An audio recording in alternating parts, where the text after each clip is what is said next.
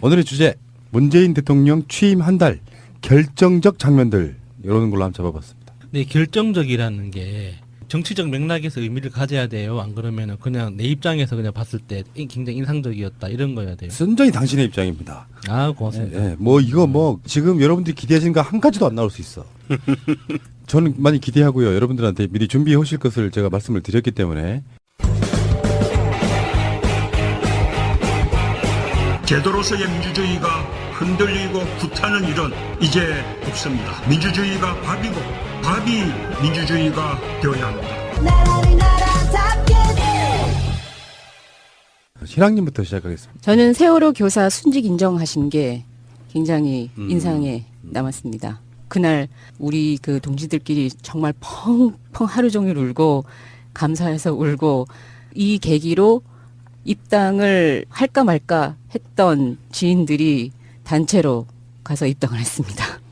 그게 그 현충원에서의 현충일 행사 그런 같은 맥락인데 순직이라 하면 국가유공자가 되는 거거든요. 네. 사회를 위해서 의로운 일을 하다가 돌아가신 분인데 단순히 기간제 교사라는 이유만으로 그것은 대통령이 그러니까 말 한마디면 쉽게 인정될 수 있는 부분들이었는데도 불구하고 박근혜도 그 일을 안 했고 그리고 국가기관이 얼마나 경색되어 있었던가를 그냥 보여주는 사례였다고 보는데 그러니까 대통령 자리가 얼마나 중요한지를 단적으로 보여준 저는 한 장면이었다고 봅니다. 예, 그 문재인 대통령이 순직 인정 발언을 하시고 나서 실제로 그 절차에 들어갔고요.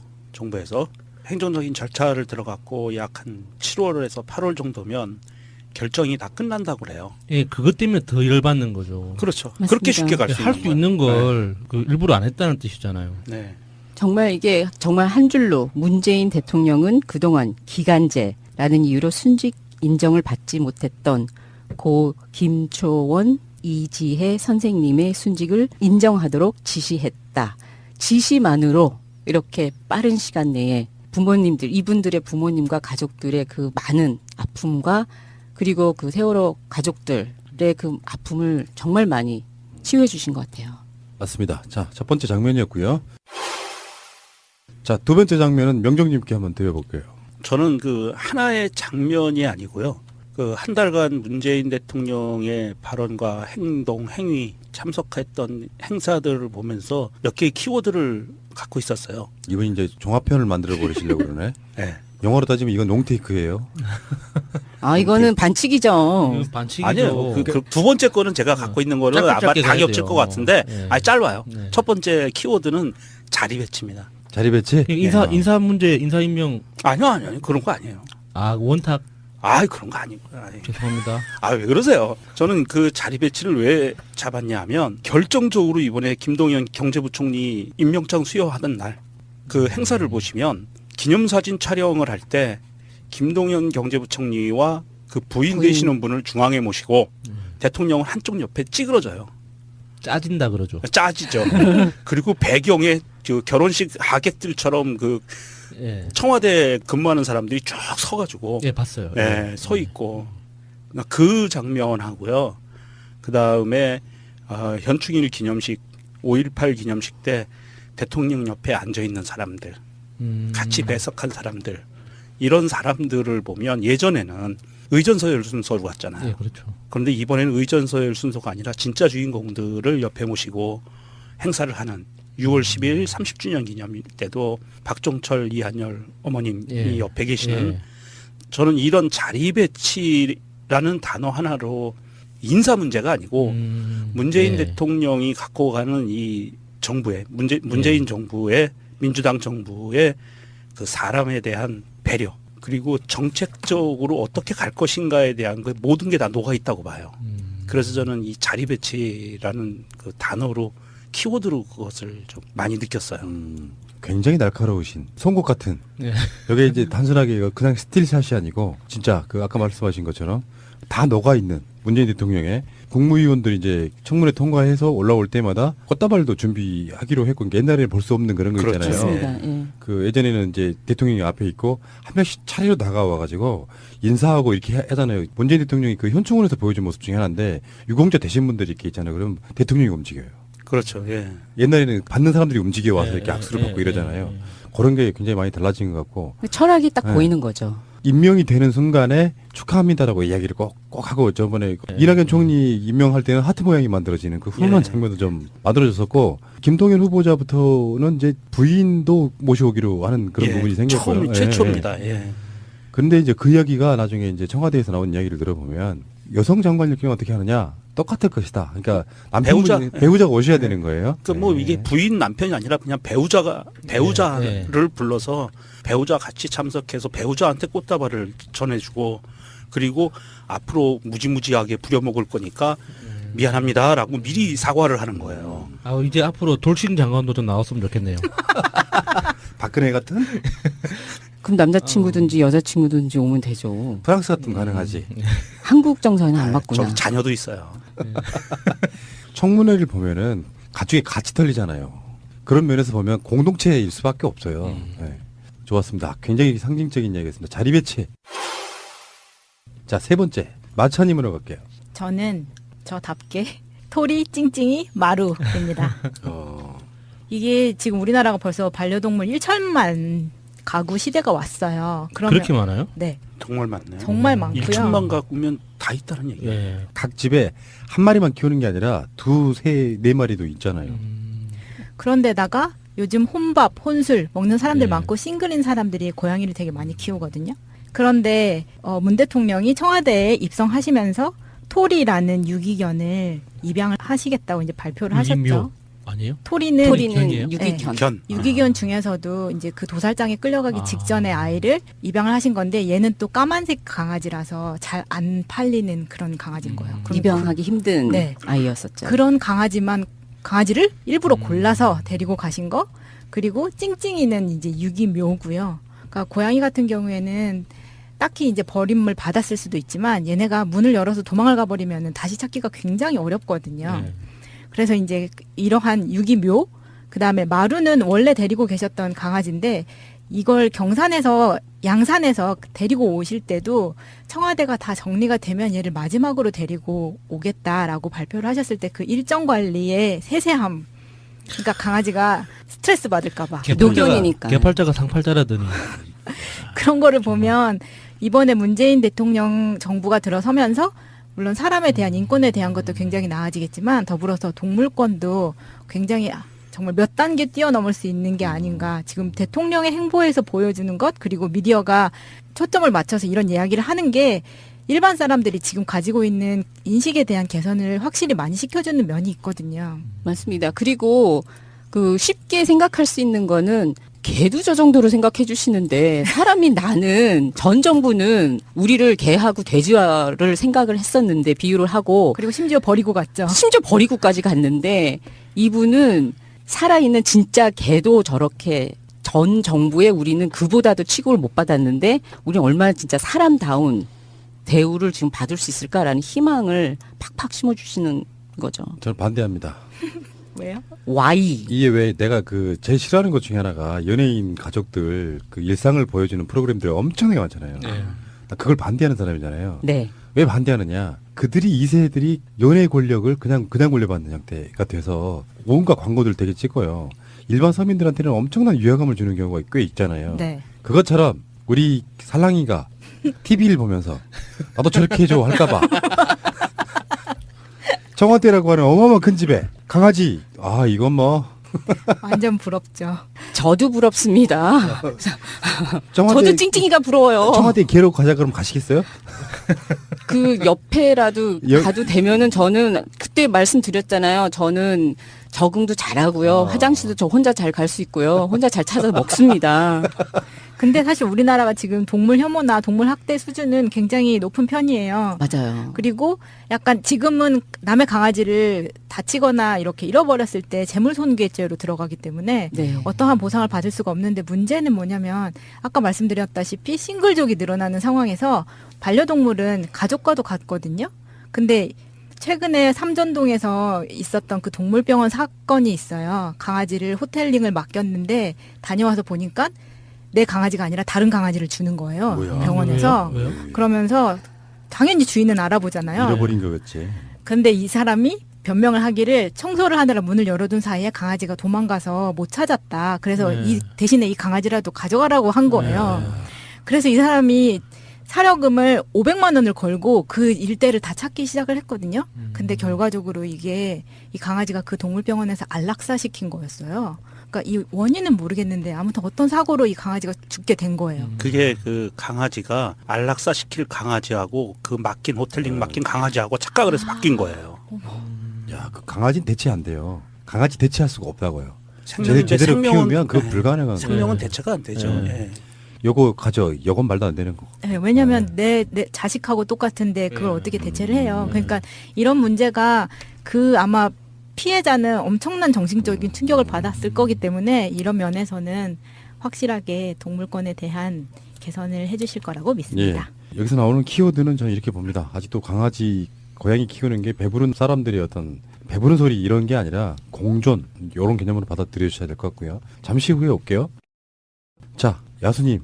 저는 가장 가슴이 한번 크게 울렁한 적이 있었는데 그게 현충일 추념사 읽으면서 기념식 자체를 보지는 않았는데요. 그 추념사를 읽으면서 제가 기억하기로는 대통령들 중에서는 처음으로 이제 평화시장 봉제공장 노동자를 언급하셨어요.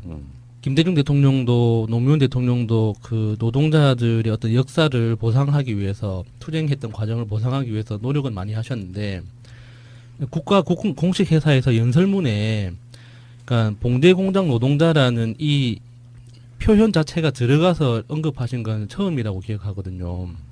제가 그 봉제공장 그 관련한 비영리 단체에서 이제 노동환경 연구하고 이렇게 인터뷰하고 하는 그런 사업을 한 적이 있었는데 그때 거의 한 2년 넘게 매월 한 달에 한 명씩 심층 인터뷰를 했었어요.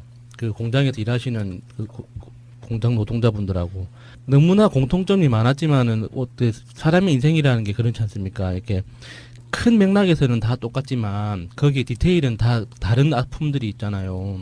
그런데 그 아픔들이 몸에 새겨질 때는 또 비슷한 모습으로 새겨진단 말이죠. 그러니까 바늘이 이제 그 바늘이 뼈를 뚫고 지나가가지고 이렇게 그 흉터가 안 사라지지 않고 남아있는 수십 년이 지났는데도 그래서 그거를 어떤 과거의 기억의 어떤 증거처럼 가지고 계신 분들 이제 이런 분들하고 이제 그 인터뷰 끝나고 또 술 한잔 하면서 같이 울기도 하고 그런 적이 있었는데 그런 분들이 가지고 있는 자기 과거에 대한 어떤 보상이 이 말로 어느 정도 되겠다라는 생각이 들었었어요. 읽는 순간에. 그래서 그 제가 인터뷰했던 분들도 갑자기 확 떠오르면서 이렇게 뭉클 하면서 막 눈시울이 뜨거워졌었거든요. 이렇게 제가 가져왔어요. 그 글귀를. 젊음을 바친 여성 노동자들의 희생과 헌신에도 감사드립니다. 재봉틀을 돌리며 눈이 침침해지고 실밥을 뜯으며 손끝이 갈라진 그분들입니다. 애국자 대신 여공이라 불렸던 그분들이 한강의 기적을 일으켰습니다. 그것이 애국입니다. 이거를 아마 들으셨던 분들은 다 이제 아실 거예요. 특히나 그 당시 그 현장에서 일을 하셨던 분들은. 그래서 그렇게 현장에서 일을 하면서 먼저 죽은 동료들도 기억하시는 분들도 많을 테고. 그래서 저는 이 현충일 추념사가 가장 기억에 이렇게 뚜렷하게 남아있는 거예요. 국가라고 하는 공동체에서는 나라를 지킨 사람들만이 그 역할을 했던 건 절대 예. 아닌 것이고 사실은 보훈에는 이제 독립운동부터 시작해서 뭐 6.25 참전 이런 것이 주였고 실제로 보수 세력들은 정권을 이용해 먹기 위해서 6.25나 베트남 전에 참전하신 분들만을 예. 우대하는 것 같은 모습이었고 오히려 독립운동하신 분들은 홀대하고 거기에 플러스로 민주화 세력들이 들어오는 걸 되게 못마땅해 했어요. 거기까지는 있을 수 있는 개념인데 여기에 뭐 봉제 공장 노동자 예. 플러스 뭐 파덕 광부 간호사 예. 이런 분들까지 다 포함되고 좀 전에 우리가 이야기했던 순직한 기관지 교사 같은 분들이 예. 다 그런 공동체에 대해서 자기 희생을 함으로써 나라가 유지가 됐다. 요 개념을 지금 사실은 새로운 개념 자체가 하나가 생긴 거라고 봐요. 국가 입장에서 봤을 때. 의인이란 게 그런 거잖아요. 희생을 감수하고 사회 공익을 위해서 척해와 같이 자기를 던지는 그런 분들에 대한 이야기니까 마찬가지로 그런 분들이 있었기 때문에 나라가 발전했다. 요런 개념을 갖기 시작한다는 것 어떤 문재인만의 어떤 브랜드가 아닌가 이런 생각을 해봐요. 어떤 그리고 면에서. 제가 며칠 전에 그 요즘 그 유명한 82년생 김지영이라는 소설을 읽었는데요. 그 정말 마음 아프더라고요. 그 내용 첫 장부터 끝장까지 정말 이렇게 가슴을 이렇게 막 계속 쥐고 흔드는 그런 내용들이었는데 이 그 현충일 추념사에서 이제 봉제공장 노동자나 파독 간호사 이제 노동이 왜 일어났느냐 그런 식으로 왜 여성들을 중심으로 하는 노동이 그렇게 집중적으로 일어났느냐 하는 게 우리나라의 그 잘못된 그 성인식에 대한 이제 성인지에 대한 그런 문화와 같이 중첩되면서 조금 더 잔인하게 일어났었는데 그게 그 한 번에 어떤 대통령이 그 어떤 좋은 사람이 나타났다고 해서 금방 다 변할 거라고 보지는 않지만 그래도 좀 좋은 희망을 가질 수 있는 좀 더 긍정적인 미래를 꿈꿀 수 있는 그런 신호가 되지 않을까 싶어서 예. 굉장히 위로가 됐던 추념사였어요. 연구를 많이 들여오셨네요. 우리는 그냥 머릿속에 스틸 사진 몇 컷일 줄 알았더니 아니네요. 예. 알겠습니다. 야수님이셨고요. 다시 가겠습니다. 희랑님. 문재인 대통령이 당시 후보 때 발간한 그 387페이지 분량의 그 공약집에 나온 거 중에서 첫 장에 적폐청산이라고 나옵니다. 주말에 나온 기사가 있는데요. 적폐청산 잘하고 있다가 78%로 압도적 지지를 받고 있고요. 부정적인 의견은 14%로 머물고 있다고 하는데요. 거기에 검찰 개혁에도 긍정적 의견이 68%고 재벌 개혁은 55%가 잘한다라고 나오는데 제가 오늘 그 집중적으로 하고 싶은 거는요. 친일 독재 등을 미화했다는 논란이 있었던 국정 교과서를 폐지한 장면이 저한테는 정말 의미 있었다고 생각합니다. 오, 국정교과서 폐지? 네. 적폐다. 엄청난 네. 적폐다. 네. 오, 그러네요. 이게 폐기를 지시한 지 19일 만에 지난달이었었죠. 5월 31일 교육부는 중고등학교 역과 교과서 발행 체제를 국정, 검정, 혼용해서 검정 체제로 전환하는 고시 개정을 완료했다고 밝히기까지 하는 게 완료된 거니까요. 정말 역사는 올바르게 가르쳐야 되잖아요. 우리 후손들한테. 근데 이런 거 봐도 교육부 땡땡땡 것들이 못하는 게 아니고 안 하고 있었던 거죠. 왜 그렇게 무리하게 진행했는지 정말 이해할 수가 없어요. 그게 아무리 박근혜 정부에서 강력하게 밀어붙였다고 하지만 앞뒤 맥락도 없이 어떤 논리도 없이 그 많은 사람들이 반대를 하고 안 된다고 이야기를 해도 그렇게 억지로 문재인 정부가 들어서고 난 이후에도 그렇게 진행했던 게 정말 이해할 수가 없습니다. 그 왜 그랬을까요, 그 사람들은? 물론 일반 공무원들이야 시키는 대로 어차피 직장인이고 가장이니까 잘리면 안 되니까 시키는 대로 했을 확률이 높고요. 고위공무원들이나 정치인들, 저 새누리 계열 정치인들은 지금 문재인 정부가 들어선 것 같은 이런 상황을 걱정했었던 거죠. 역사 교육으로 역사를 좀 자기들 입맛에 맞는 역사로 교육을 해서 사람들로 하여금 4.19 정신이 무엇인지 5.18 정신이 무엇인지 87년 항쟁이 무엇인지에 대해서 잊어버리게 만들면 국민들이 시민들이 길거리로 쏟아져 나오는 것을 막을 수 있다라는 아마 계산은 충분히 했을 거예요. 그래서 그런 역사에 대해서 국가 권력이 그 역사를 지필하게 하는 국가 권력에 의해서 입맛에 맞는 역사를 지필하게 하는 이런 시도를 했던 거로 보이고요. 고위공무원들 중에는 아마도 아직도 그 미련을 버리지 못한 사람들이 있어요. 대통령이 그렇게 고치라고 이야기했는데도 불구하고 한 번 저항이 있었죠. 교육부에서 한 번 저항이 있었습니다. 중간에. 그래서 계속 국검정으로 가겠다 이렇게 했다가 살벌한 눈빛을 한번 받고 마음을 다잡았는데 교육부 물론 아직 이제 장관 인선 문제가 다 마무리 지어지지 않았기 때문에 행정부에 대해서 적폐를 들춰내기는 아직은 좀 시기상조인 거고요. 우리 그 청취자분들도 너무 조급하게 생각하지 마시고 일단 이게 행정부 쪽의 적폐 청산은 장관이 인선이 끝나야 돼요. 그래야 장관이 칼을 잡습니다. 대통령이 칼 잡고 각 부처를 치는 거는요. 우리 얼마 전에 겪어봤잖아요. 박근혜가 참 나쁜 공무원 애가 잘린 사람. 예, 이번에 문화관광부 차관으로 영전이 됐는데 그렇게 하면 안 되는 거예요. 그래서 장관을 임명하고 그리고 장관에 의해서 그 행정부처에서 잘못된 부분들을 바로잡아 나갈 수 있는 이런 그 민주적인 제도에 따라서 그 적폐를 청산할 수 있는 시스템을 갖춰 나가는 거죠. 그 역사 이야기가 잠깐 나와서 그런데요. 그 도정환 문체부 장관 후보자에 대해서 역사관 문제 삼는 사람들이 다 사실 친일 역사관을 갖고 있는 사람들이에요. 예. 어떻게 보면은. 예. 그래서 이게 역사 전쟁이란 말도 있고요. 100년 전쟁도 사실 역사 전쟁이고 뭐 그런 측면들이 있는 것이고 국정교과서 폐지 같은 경우는 코미디 같은 장면이 하나 있었죠. 그 전에 아무도 채택을 안 하니까 나중에 교육부에서 뭐라 그러냐면 그러면 보조 교재라도 써줘 이렇게. 네. 연구학교로 해서 써주면 그 교과서 써주면 돈 주겠다. 그렇죠. 예. 지원해주는 연구학교 그 지정 이것도 있었고요. 이것에 대해서 트윗 하나 읽어드리겠습니다. 나도 모르겠다 님의 트윗입니다. 국정교과서가 폐지되었다는데 그거 만들고 진행한 놈들 서명서도 하나 안 나오냐. 자기들의 역사적 대업이 휴지 조각이 되었는데 할 말도 없나벼라고 올려주셨습니다. 그렇네요.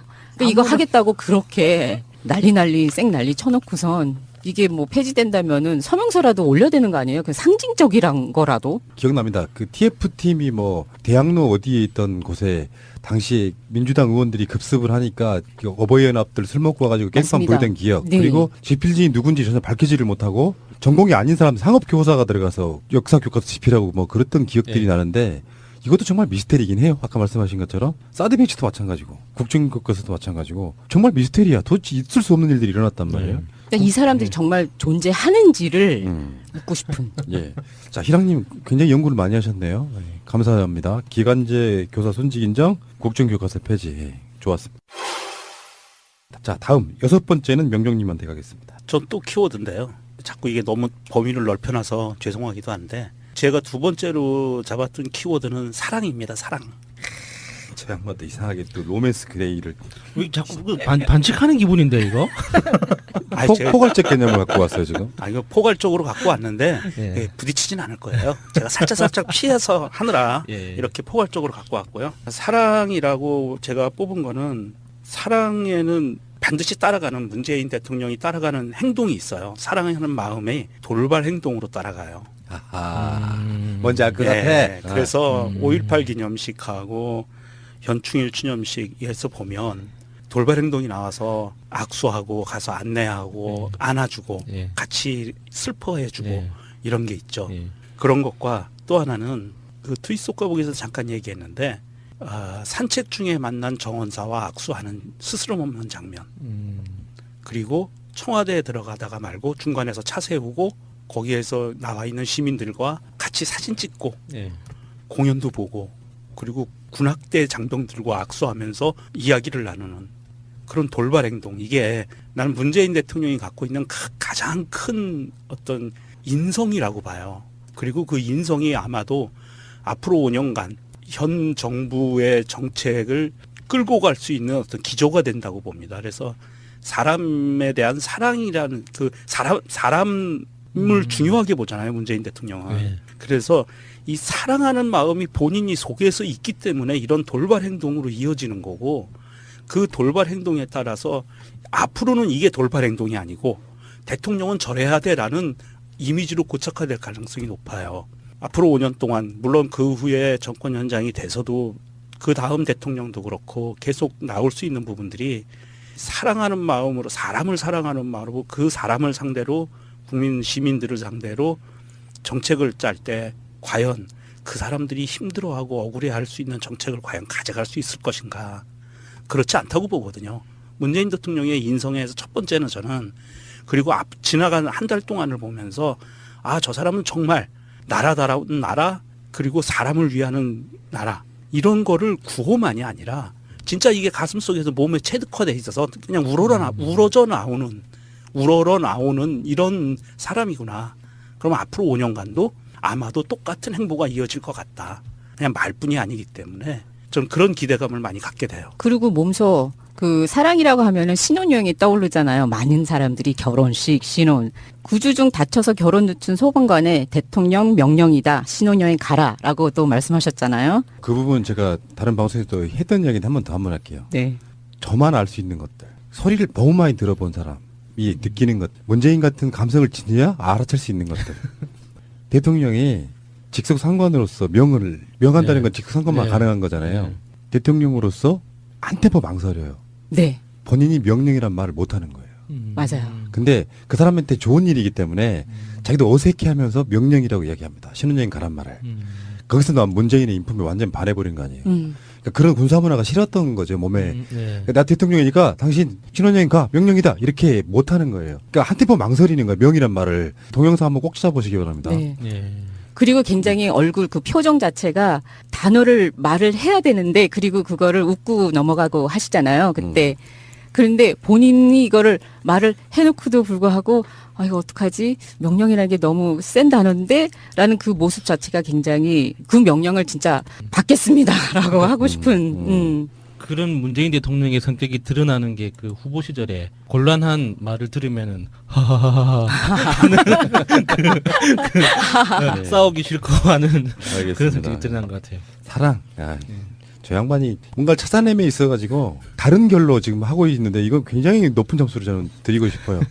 감사합니다. 그래서 모든 걸 다 포괄해버려. 어떻게 보면 얌체 같지. 우리 형님 오늘 꽃가도 아니, 입고 오셨는데 사랑하시나 봐. 아니 제가 두 가지 키워드를 낸 게 예. 지금 세 분이 말씀하실 키워드에서 중복은 안 될 거예요. 그거 살짝 피한 거예요. 그러니까. 예. 그것까지도 배려했다 그러면 님은 방송의 천재시입니다. 자, 알겠습니다. 명종님이셨고요. 자, 7번째 키워드는 마차님께 드리겠습니다. 저의 키워드는 김용수입니다. 김용수? 네. 그 방통위 김용수 상임위원이 아. 미래부 2차관으로 임명됐을 때 저는 좀 여기서 약간 흠칫했었거든요. 첫 번째로 희락 언니가 말씀하셨던 세월호 교사 순직 인정했을 때 그때는 정말 좀 충격이었고요. 이때 이 차관을 임명했을 때는 방금 명종님이 말씀하셨던 그 사랑하고는 저는 전혀 반대의 이야기를 하고 싶어요.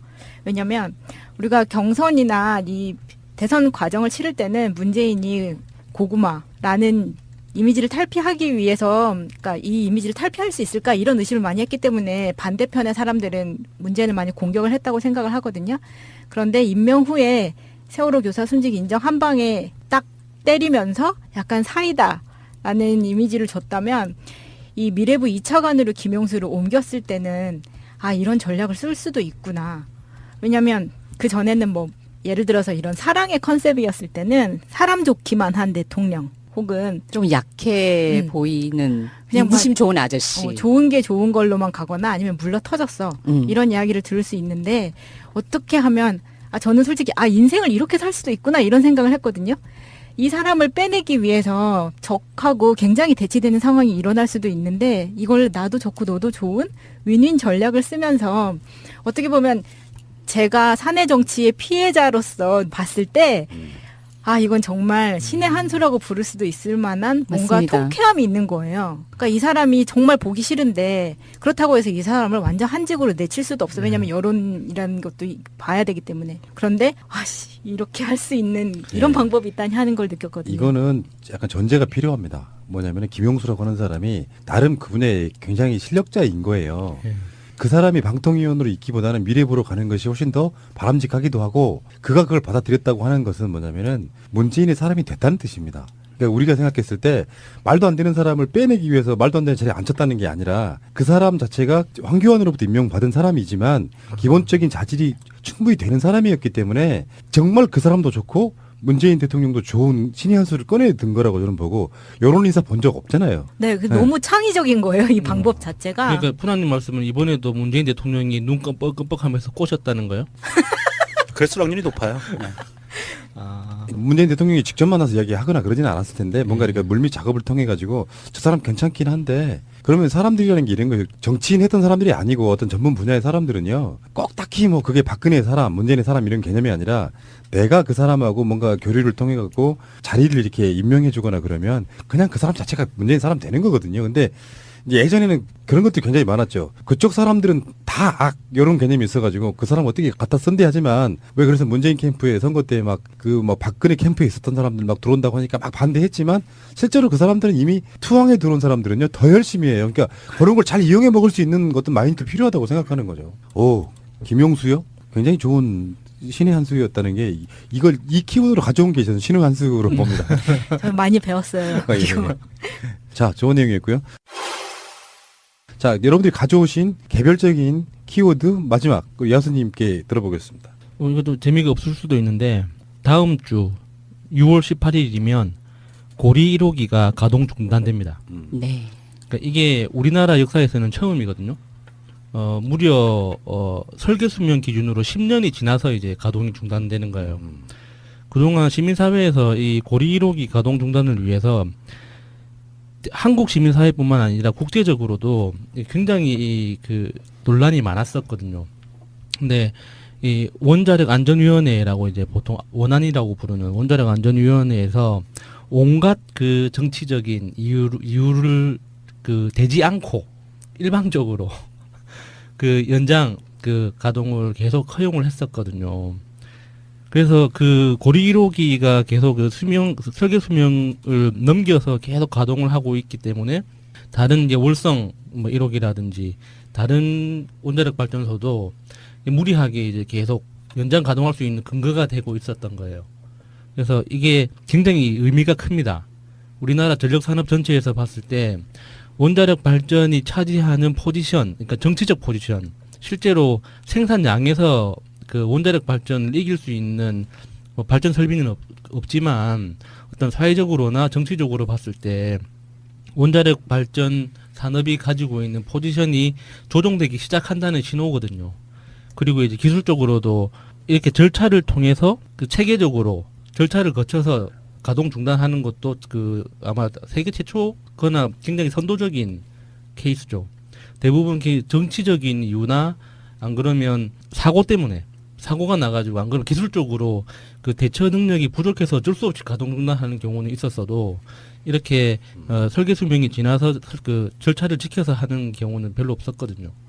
그러니까 여러모로 이제 의미가 있는 거예요. 그래서 원자력 업계에서도 이거를 계기로 해서 원자력 발전소 폐로 그러니까 원자로 자체를 폐기시키는 이 기술이 아직 전 세계적으로 갖추어진 나라가 없어요.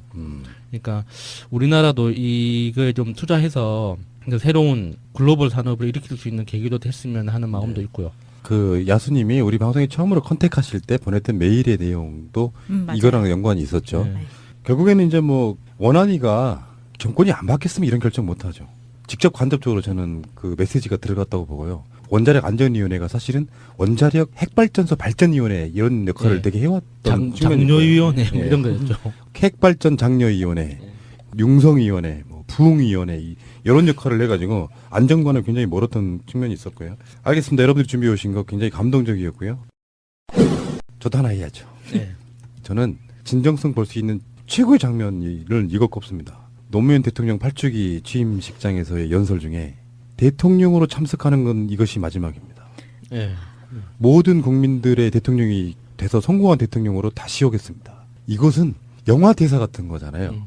노무현 대통령 주기마다 9주기, 10주기, 11주기, 12주기 현직 대통령으로 올 수 있는데 돌아가신 대통령들 많아요. 하다못해 이승만부터 시작해서 윤보선, 박정희, 그 후로도 뭐 김영삼, 김대중, 노무현 대통령이 있잖아요.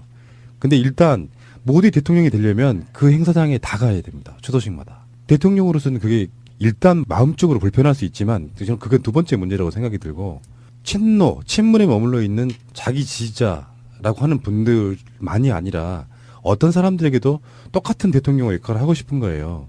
날마다 해년마다 가고 싶겠죠. 본인의 핵심 지지자들이 항상 모이는 자리인데 어쩌면 문재인 대통령이 아니고 다른 대통령이 그런 이야기를 했다 그러면 욕먹을 수 있어요. 의리도 없는 놈이라고. 근데 모든 분들이 그 행사장에서 다 박수를 칩니다. 무슨 뜻인지 알기 때문에 그런 거죠. 그래서 앞으로 친노나 친문이란 말은 없어져야 되는 거고요. 깨어있는 시민들의 상징적인 이야기, 그래서 그냥 보통 일반 시민, 국민 이런 쪽으로 나가는 게 훨씬 더 낫다고 생각합니다. 저는 그것에 대해서요. 친노든 친문이든 무엇이든 말을 해도 그게 욕이 아니어야 되는 사회가 됐으면 좋겠어요. 오히려. 그러니까 내가 무엇을 지지하던 그걸 당당하게 공무원이 됐던 무엇이 됐던 정치는 그렇게 어마무시한 게 아닌데도 불구하고 공무원은 뭐 중립성을 강제로 받고 선생님들은 뭐 투표 안 하나? 유권자인데 당신들은 공무원이니까 아무 생각을 하고 있으면 안 된다라는 그거 자체를 무너뜨려야 되지 않나 싶어요. 자, 그러면은 저까지 했고 9개가 나왔는데 킵해두고 있었다라든지 뭐 이렇게 말을 못하고 있었다라든지 하는 것들 하나씩 있을 거라고 봐요. 네. 자, 하나씩 한번 더 꺼내봅시다. 임을위한 행진곡을 같이 불렀지 않습니까? 네. 근데 딱 우연찮게 이제 노무현 대통령을 중심으로 손을 흔드는데 그 리듬이 안 맞아가지고 문재인 대통령. 예. 문재인 예. 대통령. 문재인 대통령이 그 가운데서 굉장히 리듬을 맞추기 위해서 굉장히 빵 터졌던 기억이 있습니다. 그 전에도 한번 이 박자를 못 봐주셔가지고 대통령은 그러니까- 그거 하나가 아니, 험이다라고 그러니까 했는데 뭔가 좀 아쉬웠어요. 그래서 네. 차라리 그냥 보통 우리 몸에 익은 것처럼 주먹을 종질하는 거 있지 않습니까? 그렇게 하면 왜 안 될까? 그냥 힘차게 주먹을 흔들어도 되는데 꼭 그렇게 옆 사람 손을 붙잡고 흔들었어야 됐나? 그래서 우리 인이를 그렇게 괴롭혔어야 됐나? 주먹질은 투쟁의 의미가 좀 강하고 네. 손잡고 있는 거는 화합의 의미가 좀 강했고요. 네. 그리고 그 우리 인이를 그렇게 힘들게 했었는데 그 다음에는 바로 김정숙 여사가 그렇죠. 바로 잡아줬어요 옆에서. 이 비슷한 얘기가 나와서 그런데 김원걸 위원장 얼마 전에 인터뷰했잖아요. 네. 제가 좀 이상한 짓을 했어요. 뭐 하셨슈? 우리 녹음실에 보면은 노무현 대통령의 그림이 하나 있어요. 예. 그 이하 작가가 그린 건데요. 노무현 대통령 사진만 걸려 있고 김대중 대통령 사진이 없잖아요. 예. 근데 김원걸 위원장이 오면은 서운할 수 있잖아요. 예. 저번에 왔을 때 인터뷰 때 걸려 있었어. 1기, 2기, 3기 대통령들의 어떤 그 초상이 있는데 저는 전혀 김대중 대통령을 배제하고 싶은 생각은 없는데 이하 작가님이 노무현 대통령 사진만 액자를 주셨어요. 이하 작가님이 잘못했네. 그래서 그때 당시에는 아무 생각 없이 그냥 인터뷰라고 보내드렸는데 그래서 제가 속으로 다음에 두 번째 오시면 인터뷰를 할 때 저 사진을 어떻게 하지 하고 있다가 살짝 이렇게 치워놨었어요. 인터뷰하는 시간 동안만. 그랬구나. 그러면서 제가 속으로 그랬습니다. 다시 그 사진을 원상 복귀시키면서 대통령님 제 마음 이해하시죠? 그러니까 이게 그 인터뷰 내용에도 그런 게 나와요. 그러니까 지역 감정적인 부분에 있어가지고 김대중 대통령이 이렇게 홀대받고 예. 그러니까 사실은 민족적인 영웅 중에 한 사람인데 홀대받고 하는 것들에 대한 얘기가 나오는데 진짜 이건 이하 작가님 잘못이에요. 저는 김대중 대통령이랑 노무현 대통령이랑 똑같이 좋아하고 존경하는데 그 초상 그린 것이 하나밖에 없어가지고 사진을 치우게 하면서 이렇게 사진 다시 한번 깨끗이 닦아드리면서 죄송합니다라고 했던 기억이 나고요. 아이고 저 이하 작가님 방송 들으시면 김대중 대통령님하고 문재인 대통령님 사진 그 그림 2개 보내주세요. 뭐 하나로 그냥 다 손잡고 계시는 것도 괜찮고요. 뭐 굳이 2개 뭐 그리실 필요까지 이제 없습니다. 김원걸 위원장님이 그러실 분은 아닌데 오해하실 분은 아닌데 그럼요. 문재인 대통령과 비슷하다니까 결이 세심해. 상대방이 뭐랄까 조금이라도 이렇게 마음에 조금이라도 어떤 부담이랄까 상처가 있을까봐. 특전사. 네, 그렇죠. 그렇게 무서운 부대일수록 마음은 되게 세심하고요, 디테일 강하고요, 여리고 그렇습니다. 예. 세월호 참사 후 박근혜 정권에서 신설된 그 국민안전처 자체가 폐지되고 국민안전처 내에 있던 소방청과 해양경찰청이 독립하게 되는 사건이 있었잖아요. 그리고 아까 우리 이야기했던 그 사랑. 42년 만에 소방청이 독립이 되는 사건이 저한테는 굉장히 좋았습니다.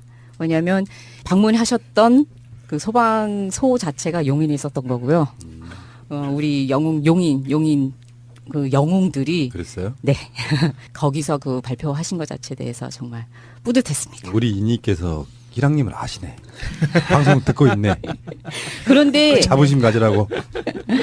그런데 그 6월 7일 날에 일선 소방서를 방문한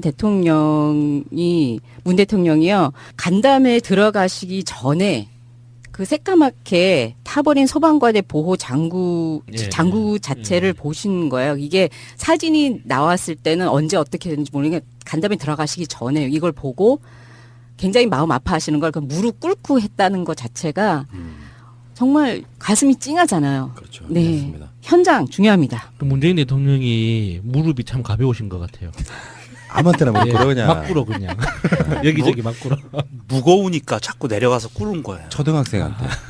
이야기 나온 김에 또 김원걸 위원장이 귀가 좀 간지러우시겠는데 키가 엄청 크시잖아요. 예. 그렇게 크신 줄 몰랐어. 내가 근데 마차님이 좀 큰 편은 아니잖아요. 예. 근데 사진을 찍으려고 하는데 그냥 그대로 서서 찍으시는 거야. 아직 디테일이 없는 거야. 제가 겨드랑이 밑에 붙어 있더라고요. 저번에는 저하고 있을 때는 우리 그랬잖아요. 그땐 안 앉은 자겠어요. 키나 저희가 쓴 키나 그닥 뭐 차이가 나지 않았었잖아요. 그래서 위원장님 이거 문재인 대통령과 좀 배우셔야겠어요 했습니다. 키가 작거나 그런 여성분들이나 초등학생이나 이런 친구들한테는 키를 낮춰주잖아요. 그래서 아 맞다 그러면서 키를 되게 낮춰주시더라고. 예. 그런 기억도 있고 아무튼 문재인 대통령은 그런 지점에서 왜 사소한 하나하나가 어쩌다 한번 보여주는 이벤트 왜 이런 거 있잖아요. 박근혜와 비교를 한번 해보면은 세월호 그 어마어마한 참사가 일어나가지고 안산에 가서 추모 행사를 하는데 가짜 유족 할머니 위로하는 것 같은 그런 짓거리 말고요. 연출되고. 그 하나하나의 장면들이 겹치면 그게 진심이 되는 거잖아요. 네. 사인지 꺼내려고 막 당황해하는 네, 초등학생 알겠습니다. 앞에서 네. 이렇게 기다려주고 무릎 꿇고 네. 기다려주니까 가방도 잡아주시고. 기다려주고요. 그런 것들이 너무 이렇게 쌓이다 보니까 이 사람 원래 그런 사람이구나라고 느끼게 되는 거예요. 박근혜 같은 사람들 청와대에 그 산책하고 그럴 때 옆에 정호사 하시는 분들이 그 작업하고 있으면 거기서 아는 척 했을까요? 작업을 못하게 했겠죠. 네. 아예 그 그렇지. 경우들이. 지나가는 사이에. 그렇죠. 여러분 다시 한번 보세요. 그때 나왔던 사진들 보면은 청와대에 있는 직원들이 대통령이 뭐 있으니까 도망가거나 숨거나 도열에 있거나 이러지 않고 그냥 무시로 돌아다니는데 그중에 한 사람 n분의 1로 네. 돌아다니더라고요. 아, 그래 대통령이 딱 한 달 동안에 청와대 분위기도 바꿨구나. 그리고 그 표정들이요. 경직되지 않고 같은 사람들이 있어도 경직되지 않고 얼굴 근육들이 굉장히 편안해진 것 같지 않아요? 같은 그 스태프라도. 이제 가끔씩 청와대 그 직원 식당 가가지고 맞습니다. 식사하시는데 네. 보면 자연스럽게 이거는 대통령이 문제가 아니라 어디 방송국을 가거나 회사를 가도요 회장님이나 사장님 내려오면은 굉장히 경직돼 있는 분위기가 보이거든요. 네. 자연스럽게 지들끼리 밥 먹고 대통령이 옆에서 밥 먹고 있는데 근데 그게 어. 너무나도 그래서 전 아주대학교 총장님을 놓으면서도 거기 그 전 학생들이라든지 뭐 그 다들 말하는 게 이분하고는 정말 격 없이 그냥 학교에 있는 캐피테리아라든지 같이 식사를 할 수 있는 사람이라서 그렇게 좋아했던 거잖아요.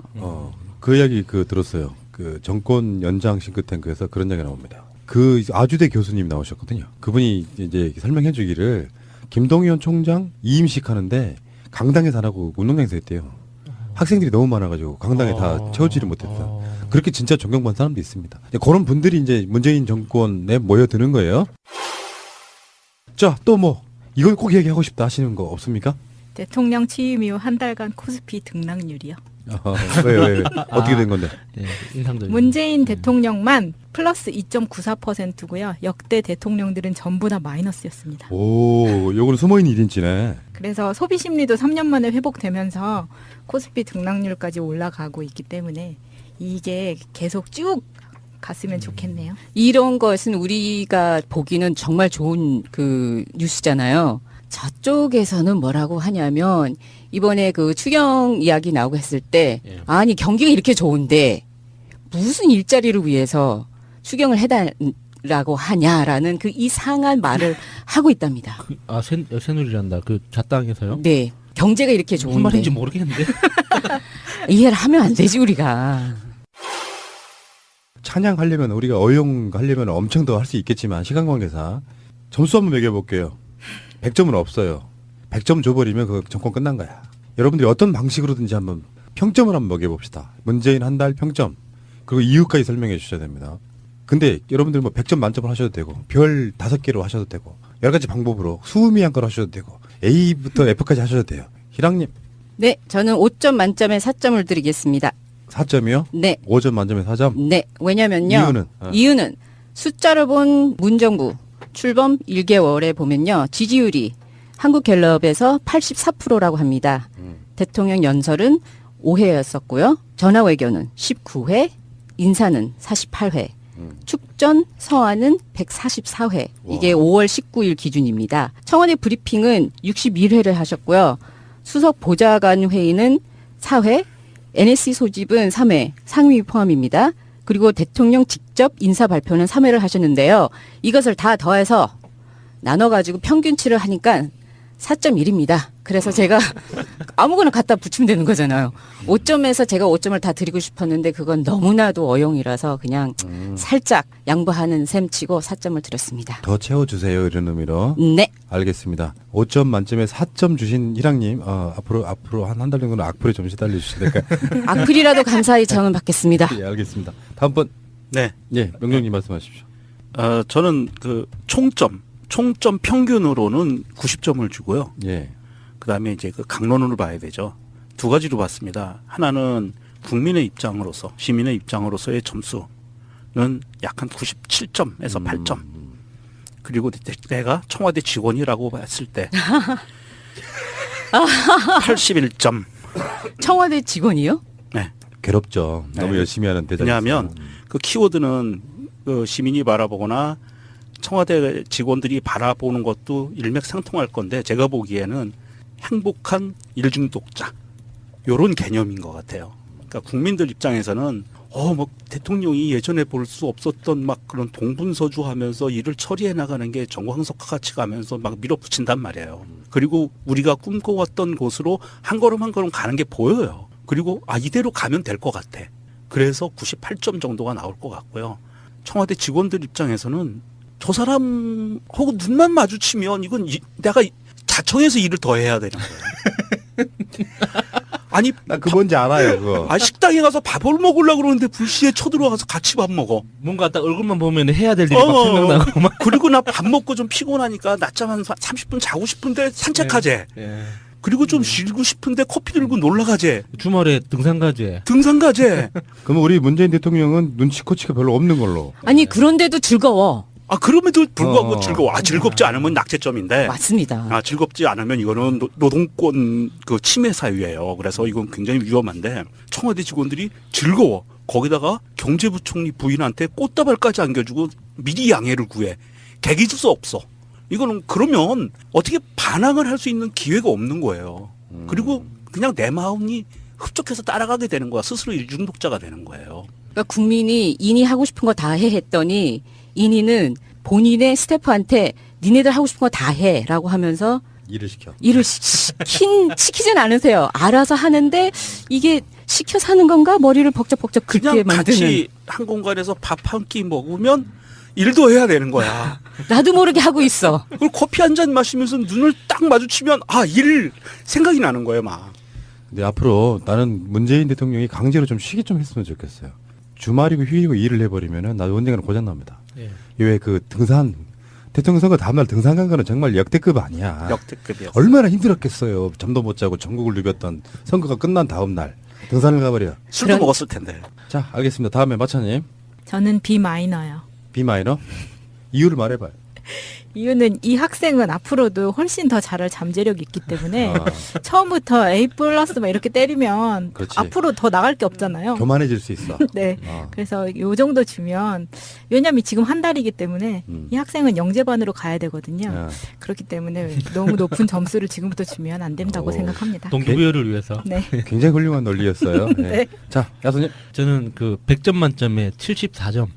왜요 또 오. 씨는 이상 기분 나쁘단 말이야. 가장 최근 그 갤럽 발표가 84%잖아요. 네.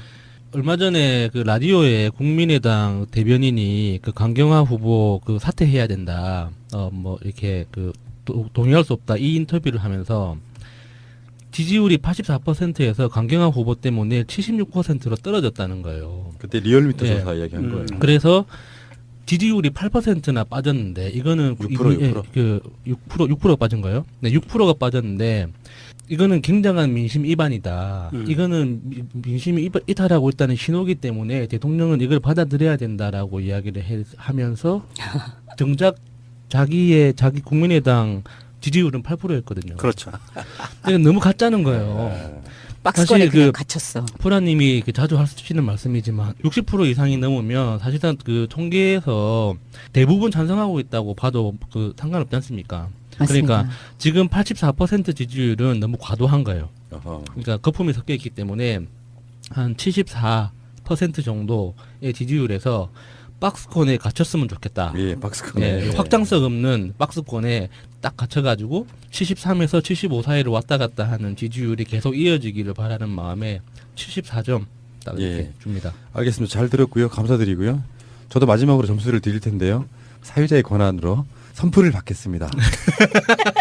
문재인 대통령의 점수는 124점 드리겠는데요.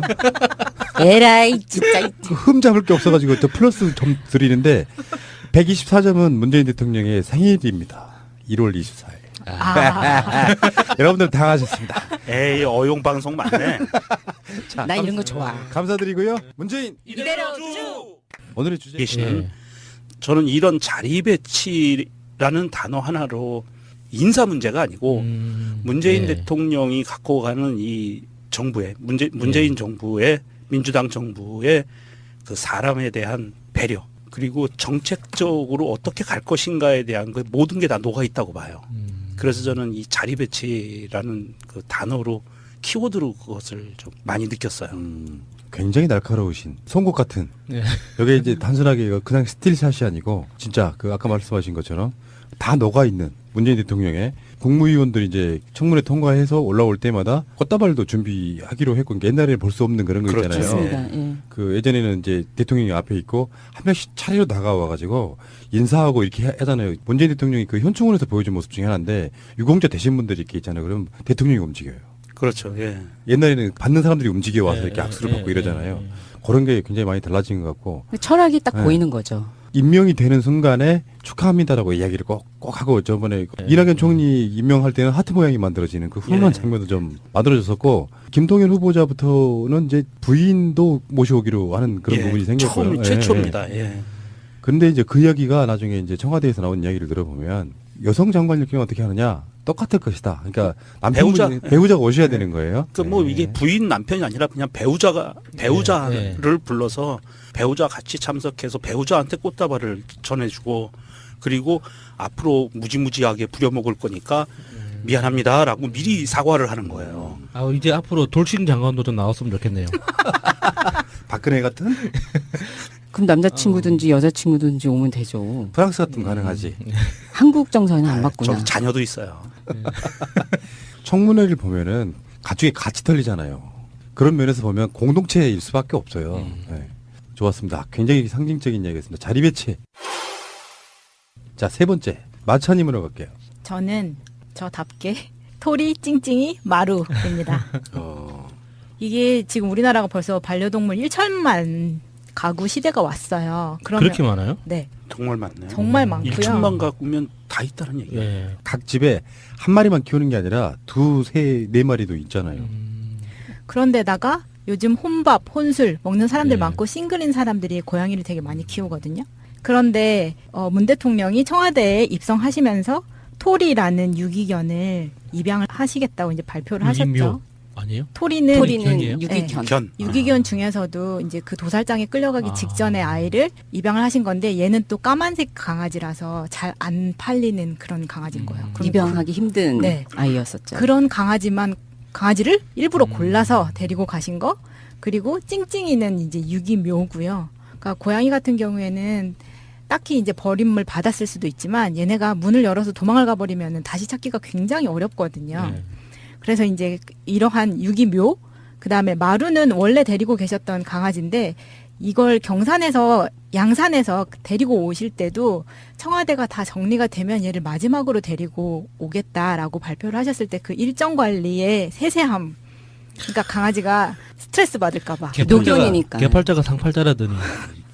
그런 거를 보면 이번에 문재인 대통령 정부가 들어서면서 물론 사람에 대한 인권에 대한 것도 굉장히 나아지겠지만 더불어서 동물권도 굉장히 정말 몇 단계 뛰어넘을 수 있는 게 아닌가. 지금 대통령의 행보에서 보여주는 것 그리고 미디어가 초점을 맞춰서 이런 이야기를 하는 게 일반 사람들이 지금 가지고 있는 인식에 대한 개선을 확실히 많이 시켜주는 면이 있거든요. 맞습니다. 그리고 그 쉽게 생각할 수 있는 다시 가겠습니다. 희랑님.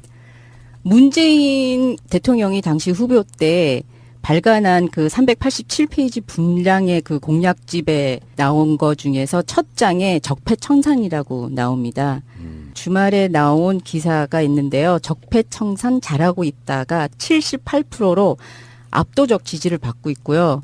부정적인 의견은 14%로 머물고 있다고 하는데요. 거기에 검찰 개혁에도 긍정적 의견이 68%고 재벌 개혁은 55%가 잘한다라고 나오는데 제가 오늘 그 집중적으로 하고 싶은 거는요. 친일 독재 등을 미화했다는 논란이 있었던 국정 교과서를 폐지한 장면이 저한테는 정말 의미 있었다고 생각합니다. 오, 국정교과서 폐지. 네. 적폐다. 엄청난 네. 적폐다. 네. 오, 그러네요. 이게 폐기를 지시한 지 19일 만에 지난달이었었죠. 5월 31일 교육부는 중고등학교 역과 교과서 발행 체제를 국정 검정 혼용해서 검정 체제로 전환하는 고시 개정을 완료했다고 밝히기까지 하는 게 완료된 거니까요. 정말 역사는 올바르게 가르쳐야 되잖아요. 우리 후손들한테. 근데 이런 거 봐도 교육부 땡땡땡 것들이 못하는 게 아니고 안 하고 있었던 거죠. 왜 그렇게 무리하게 진행했는지 정말 이해할 수가 없어요. 그게 아무리 박근혜 정부에서 강력하게 밀어붙였다고 하지만 앞뒤 맥락도 없이 어떤 논리도 없이 그 많은 사람들이 반대를 하고 안 된다고 이야기를 해도 그렇게 억지로 문재인 정부가 들어서고 난 이후에도 그렇게 진행했던 게 정말 이해할 수가 없습니다. 그 왜 그랬을까요, 그 사람들은? 물론 일반 공무원들이야 시키는 대로 어차피 직장인이고 가장이니까 잘리면 안 되니까 시키는 대로 했을 확률이 높고요. 고위공무원들이나 정치인들, 그 저 새누리 계열 정치인들은 지금 문재인 정부가 들어선 것 같은 이런 상황을 걱정했었던 거죠. 역사 교육으로 역사를 좀 자기들 입맛에 맞는 역사로 교육을 해서 사람들로 하여금 4.19 정신이 무엇인지 5.18 정신이 무엇인지 87년 항쟁이 무엇인지에 대해서 잊어버리게 만들면 국민들이 시민들이 길거리로 쏟아져 나오는 것을 막을 수 있다라는 아마 계산은 충분히 했을 거예요. 그래서 그런 역사에 대해서 국가 권력이 그 역사를 지필하게 하는 국가 권력에 의해서 입맛에 맞는 역사를 지필하게 하는 이런 시도를 했던 거로 보이고요. 고위공무원들 중에는 아마도 아직도 그 미련을 버리지 못한 사람들이 있어요. 대통령이 그렇게 고치라고 이야기했는데도 불구하고 한 번 저항이 있었죠. 교육부에서 한 번 저항이 있었습니다. 중간에. 그래서 계속 국검정으로 가겠다 이렇게 했다가 살벌한 눈빛을 한번 받고 마음을 다잡았는데 교육부 물론 아직 이제 장관 인선 문제가 다 마무리 지어지지 않았기 때문에 행정부에 대해서 적폐를 들춰내기는 아직은 좀 시기상조인 거고요. 우리 그 청취자분들도 너무 조급하게 생각하지 마시고 일단 이게 행정부 쪽의 적폐 청사는 장관이 인선이 끝나야 돼요. 그래야 장관이 칼을 잡습니다. 대통령이 칼 잡고 각 부처를 치는 거는요. 우리 얼마 전에 겪어봤잖아요. 박근혜가 참 나쁜 공무원 애가 잘린 사람. 네, 이번에 문화관광부 차관으로 영전이 됐는데 그렇게 하면 안 되는 거예요.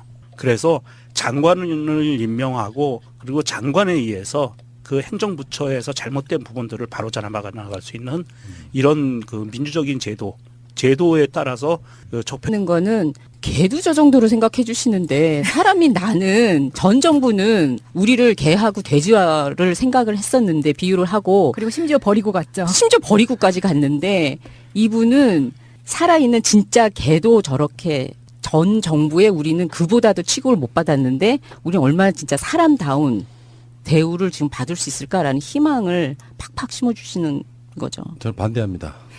왜요? 와이. 이게 왜 내가 그 제일 싫어하는 것 중에 하나가 연예인 가족들 그 일상을 보여주는 프로그램들이 엄청나게 많잖아요. 네. 나 그걸 반대하는 사람이잖아요. 네. 왜 반대하느냐? 그들이 2세들이 연예 권력을 그냥 물려받는 형태가 돼서 온갖 광고들 되게 찍어요. 일반 서민들한테는 엄청난 위화감을 주는 경우가 꽤 있잖아요. 네. 그것처럼 우리 살랑이가 TV를 보면서 나도 저렇게 해줘 할까봐 청와대라고 하는 어마어마한 큰 집에 강아지 이건 뭐 완전 부럽죠. 저도 부럽습니다. 청와대, 저도 찡찡이가 부러워요. 청와대 개로 가자 그러면 가시겠어요? 그 옆에라도 가도 되면은 저는 그때 말씀드렸잖아요. 저는 적응도 잘하고요. 화장실도 저 혼자 잘 갈 수 있고요. 혼자 잘 찾아서 먹습니다. 근데 사실 우리나라가 지금 동물 혐오나 동물 학대 수준은 굉장히 높은 편이에요. 맞아요. 그리고 약간 지금은 남의 강아지를 다치거나 이렇게 잃어버렸을 때 재물손괴죄로 들어가기 때문에 네. 어떠한 보상을 받을 수가 없는데 문제는 뭐냐면 아까 말씀드렸다시피 싱글족이 늘어나는 상황에서 반려동물은 가족과도 같거든요. 근데 최근에 삼전동에서 있었던 그 동물병원 사건이 있어요. 강아지를 호텔링을 맡겼는데 다녀와서 보니까 내 강아지가 아니라 다른 강아지를 주는 거예요. 뭐야? 병원에서. 왜요? 그러면서 당연히 주인은 알아보잖아요. 잃어버린 거겠지. 근데 이 사람이 변명을 하기를 청소를 하느라 문을 열어둔 사이에 강아지가 도망가서 못 찾았다. 그래서 네. 대신에 이 강아지라도 가져가라고 한 거예요. 그래서 이 사람이 사료금을 500만 원을 걸고 그 일대를 다 찾기 시작을 했거든요. 근데 결과적으로 이게 이 강아지가 그 동물병원에서 안락사시킨 거였어요. 그러니까 이 원인은 모르겠는데 아무튼 어떤 사고로 이 강아지가 죽게 된 거예요. 그게 그 강아지가 안락사 시킬 강아지하고 그 맡긴 호텔링 맡긴 강아지하고 착각을 해서 바뀐 거예요. 야, 그 강아지는 대체 안 돼요. 강아지 대체할 수가 없다고요. 생명인데 제대로 키우면 그거 불가능한 생명은 거예요. 대체가 안 되죠. 네. 예. 요거 가져. 요건 말도 안 되는 거. 네, 왜냐하면 내 자식하고 똑같은데 그걸 어떻게 대체를 해요. 그러니까 이런 문제가 그 아마 피해자는 엄청난 정신적인 충격을 받았을 거기 때문에 이런 면에서는 확실하게 동물권에 대한 개선을 해주실 거라고 믿습니다. 예. 여기서 나오는 키워드는 저는 이렇게 봅니다. 아직도 강아지, 고양이 키우는 게 배부른 사람들의 어떤 배부른 소리 이런 게 아니라 공존 이런 개념으로 받아들여 주셔야 될 것 같고요. 잠시 후에 올게요. 자, 야수님. 저는 가장 가슴이 한번 크게 울렁한 적이 있었는데 그게 현충일 추념사 읽으면서 기념식 자체를 보지는 않았는데요.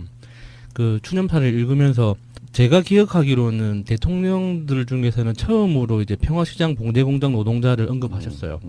김대중 대통령도 노무현 대통령도 그 노동자들의 어떤 역사를 보상하기 위해서 투쟁했던 과정을 보상하기 위해서 노력은 많이 하셨는데 국가 공식 회사에서 연설문에 그러니까 봉제공장 노동자라는 이 표현 자체가 들어가서 언급하신 건 처음이라고 기억하거든요. 제가 그 봉제공장 그 관련한 비영리 단체에서 이제 노동환경 연구하고 이렇게 인터뷰하고 하는 그런 사업을 한 적이 있었는데 그때 거의 한 2년 넘게 매월 한 달에 한 명씩 심층 인터뷰를 했었어요. 그 공장에서 일하시는 그 공장 노동자분들하고 너무나 공통점이 많았지만은 사람의 인생이라는 게 그렇지 않습니까? 이렇게 큰 맥락에서는 다 똑같지만 거기에 디테일은 다 다른 아픔들이 있잖아요. 그런데 그 아픔들이 몸에 새겨질 때는 또 비슷한 모습으로 새겨진단 말이죠.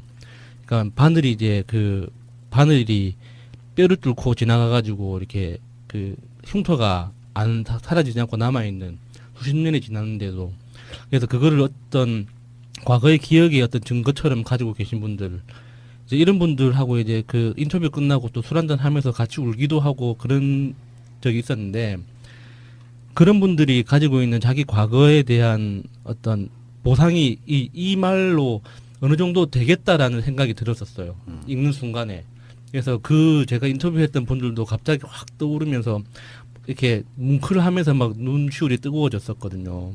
이렇게 제가 가져왔어요. 그 글귀를.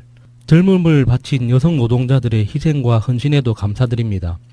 재봉틀을 돌리며 눈이 침침해지고 실밥을 뜯으며 손끝이 갈라진 그분들입니다. 애국자 대신 여공이라 불렸던 그분들이 한강의 기적을 일으켰습니다. 그것이 애국입니다. 이거를 아마 들으셨던 분들은 다 이제 아실 거예요. 특히나 그 당시 그 현장에서 일을 하셨던 분들은. 그래서 그렇게 현장에서 일을 하면서 먼저 죽은 동료들도 기억하시는 분들도 많을 테고. 그래서 저는 이 현충일 추념사가 가장 기억에 이렇게 뚜렷하게 남아있는 거예요. 국가라고 하는 공동체에서는 나라를 지킨 사람들만이 그 역할을 했던 건 절대 아닌 것이고 사실은 보훈에는 이제 독립운동부터 시작해서 뭐 6.25 참전 이런 것이 주였고 실제로 보수 세력들은 정권을 이용해 먹기 위해서 6.25나 베트남 전에 참전하신 분들만을 우대하는 것 같은 모습이었고 오히려 독립운동하신 분들은 홀대하고 거기에 플러스로 민주화 세력들이 들어오는 걸 되게 못마땅해 했어요. 거기까지는 있을 수 있는 개념인데 여기에 뭐 봉제 공장 노동자 플러스 뭐 파덕 광부 간호사 이런 분들까지 다 포함되고 좀 전에 우리가 이야기했던 순직한 기간지 교사 같은 분들이 다 그런 공동체에 대해서 자기 희생을 함으로써 나라가 유지가 됐다. 요 개념을 지금 사실은 새로운 개념 자체가 하나가 생긴 거라고 봐요. 국가 입장에서 봤을 때. 의인이라는 게 그런 거잖아요. 희생을 감수하고 사회 공익을 위해서 척해와 같이 자기를 던지는 그런 분들에 대한 이야기니까 마찬가지로 그런 분들이 있었기 때문에 나라가 발전했다. 요런 개념을 갖기 시작한다는 것 어떤 문재인만의 어떤 브랜드가 아닌가 이런 생각을 해봐요. 어떤 그리고 면에서. 제가 며칠 전에 그 요즘 그 유명한 82년생 김지영이라는 소설을 읽었는데요. 그 정말 마음 아프더라고요. 그 내용 처음 첫 장부터 끝장까지 정말 이렇게 가슴을 이렇게 막 계속 쥐고 흔드는 그런 내용들이었는데 이 그 현충일 추념사에서 이제 봉제공장 노동자나 파독 간호사 이제 노동이 왜 일어났느냐 그런 식으로 왜 여성들을 중심으로 하는 노동이 그렇게 집중적으로 일어났느냐 하는 게 우리나라의 그 잘못된 그 성인식에 대한 이제 성인지에 대한 그런 문화와 같이 중첩되면서 조금 더 잔인하게 일어났었는데 그게 그 한 번에 어떤 대통령이 그 어떤 좋은 사람이 나타났다고 해서 금방 다 변할 거라고 보지는 않지만 그래도 좀 좋은 희망을 가질 수 있는 좀 더 긍정적인 미래를 꿈꿀 수 있는 그런 신호가 되지 않을까 싶어서 예. 굉장히 위로가 됐던 추념사였어요. 연구를 많이 들여오셨네요. 우리는 그냥 머릿속에 스틸 사진 몇 컷일 줄 알았더니 아니네요. 예. 알겠습니다. 야수님이셨고요.